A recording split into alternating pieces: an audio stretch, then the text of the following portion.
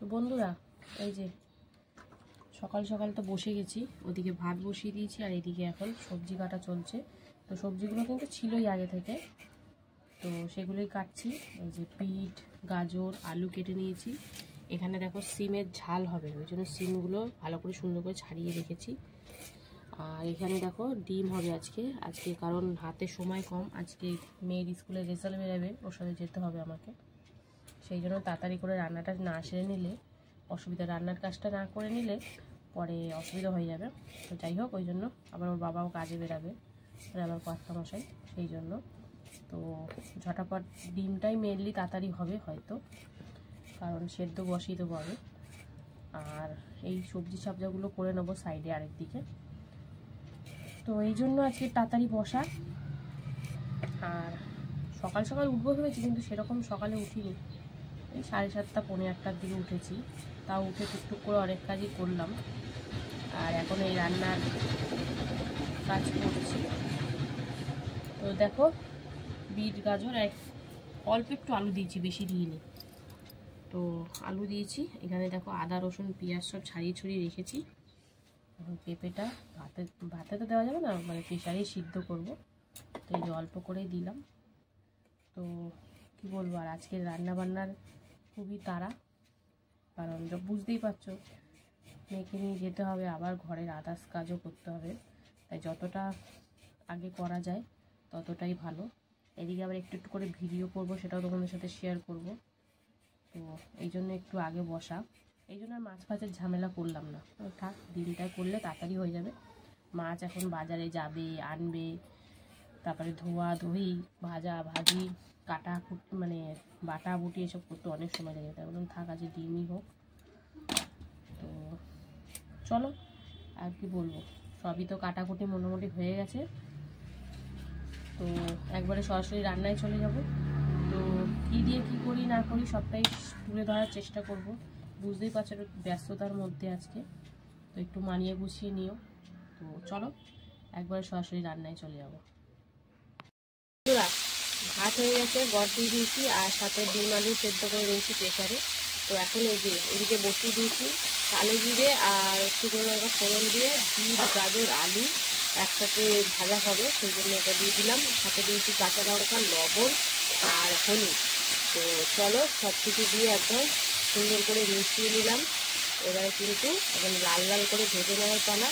তো চলো ভাজা হোক, মাঝে মাঝে তোমাদের সাথে শেয়ার করবো কেমন হলো না হলো। তো দেখতে থাকো। ডিম আলুটা সেদ্ধ করে নিয়েছিলাম, তারপরে দেখো এই যে লবণ আর হলুদ দিয়ে এখন ডিম আর আলুগুলোকে ভেজে নেবো হালকা লাল লাল করে, খুব বেশি কড়া করে না। তো একটা ডিমের অবস্থা খুবই খারাপ, এই দেখো ভেঙে চুড়ে গেছে, মানে কেমন হয়ে গেছিলো সিদ্ধ করার সময়। তো যাই হোক, 5-6টা ডিম একসাথে করলে এরকমই একটা বেরাবেই, সেটা জানা কথাই। তো যাই হোক, এই যে এখন ভালো করে ভাজা হচ্ছে লাল লাল করে। আর এদিকে দেখো বিট, গাজর, আলু কিন্তু প্রায় সেদ্ধ হয়ে গেছে।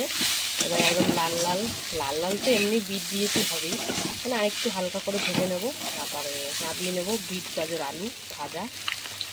চলো দুদিকে দুটো রান্না বসিয়েছি, আজকে কিন্তু ঝটাপট রান্না হয়ে যাবে, এক্ষুনি এটা হয়ে যাবে। আর ডিমের ঝোলও কিন্তু এক্ষুনি হয়ে যাওয়ারই কথা, মশলা পাশে সব রেডি, যেহেতু সিদ্ধ করা সেটা তাড়াতাড়ি হয়ে যায়।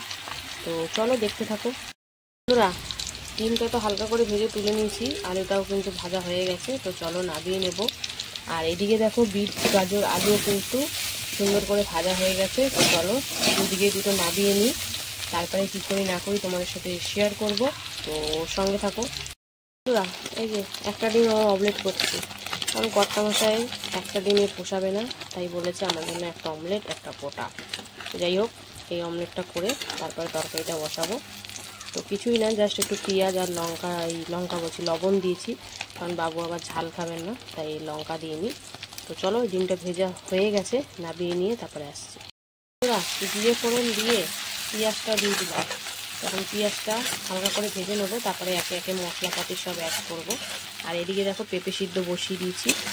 তো চলো পেঁয়াজটা একটু ভাজাভাজি হোক, তারপরে একে একে মশলাপাতি সব যাবে। তো সঙ্গে থাকো বন্ধুরা।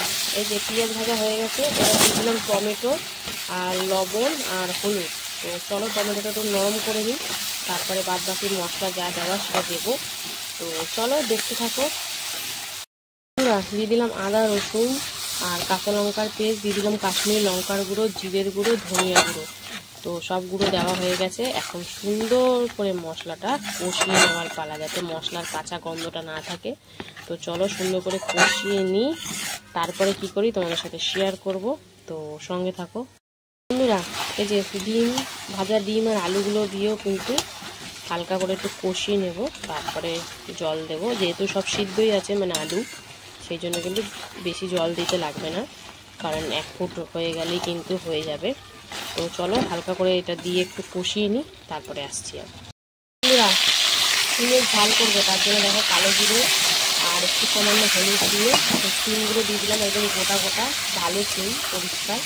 তো চলো হালকা একটু ফ্রাই করে নেবো, মানে ভাজা করে নেবো, তারপরে কী করি শেয়ার করবো। তো চলো এটা একটু হালকা করে ভাজা হোক, তারপরে আসছি। বন্ধুরা এবার সুন্দর করে তো কষিয়ে নিলাম।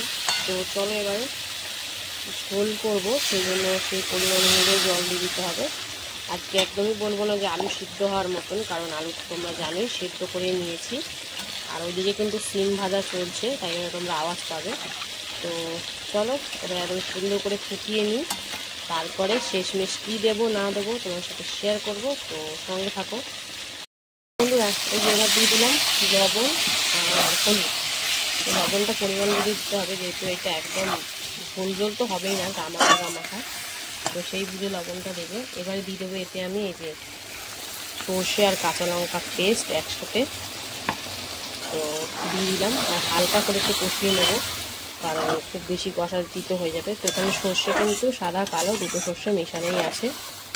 তো চলো একটু সামান্য হালকা কষিয়ে নিই, তারপরে অল্প করে একটু জল দিতে হবে, যেমন সিমটা সেদ্ধ হওয়ার ব্যাপার আছে।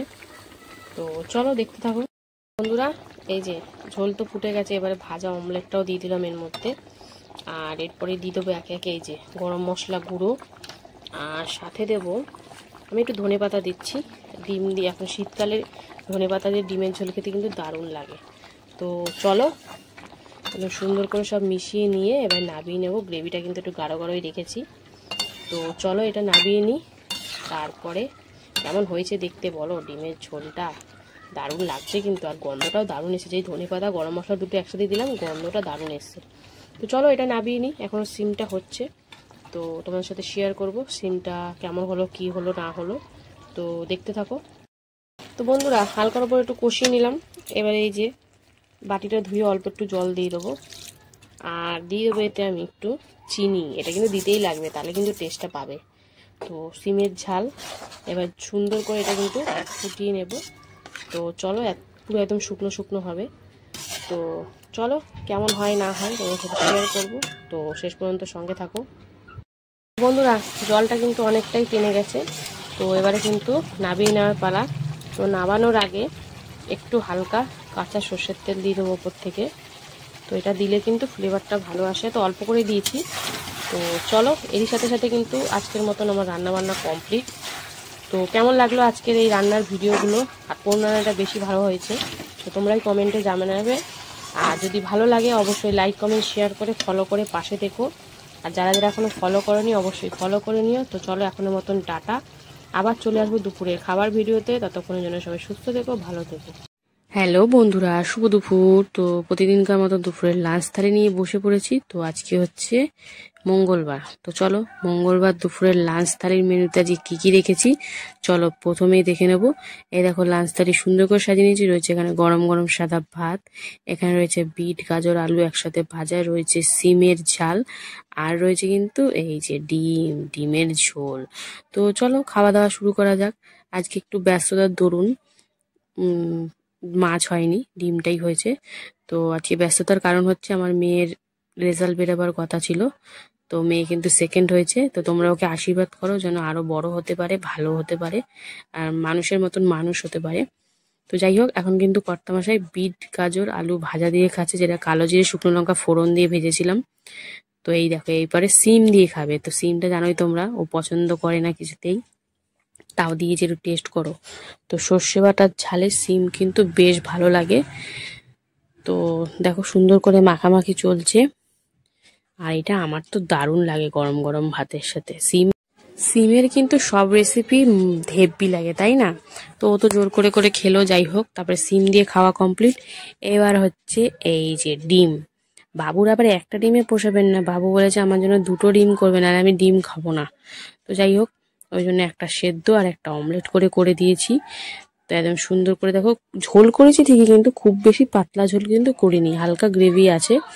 তো দেখো আলু ফালু চটকে নিল, আর এই নতুন আলু দিয়ে ডিমের ঝোল জাস্ট ফাটাফাটি, সাথে গরম মশলা ধনেপাতা দিয়ে একদম জমিয়ে রান্না করেছি। তাড়াহুড়োর মধ্যে ছিলাম, তাও রান্নাটা তো করতেই হবে, নাহলে খাওয়া খেতে তো হবে, তাই না? তো যাই হোক, তো কর্তামশাই বলছে আজকে অমলেটটা খাবো আগে। তো যাই হোক, অমলেটটা কিন্তু ঝোলে দিলে দারুণ লাগে খেতে, তাই না বলো? তো অমলেট দিয়ে একদম সুন্দর করে আলু দিয়ে চটকে মটকে অমলেট দিয়ে মেখে খেয়ে নিচ্ছে, আর আলুটা কিন্তু সুন্দর সেদ্ধ হয়েছে। তো এইভাবেই চললো আজকের দুপুরের খাওয়া দাওয়া। তোমাদের কেমন লাগলো অবশ্যই কিন্তু কমেন্টে জানিও, আর ভালো লাগলে লাইক কমেন্ট শেয়ার করতে কিন্তু ভুলো না। তো চলো এখনের মতন টাটা।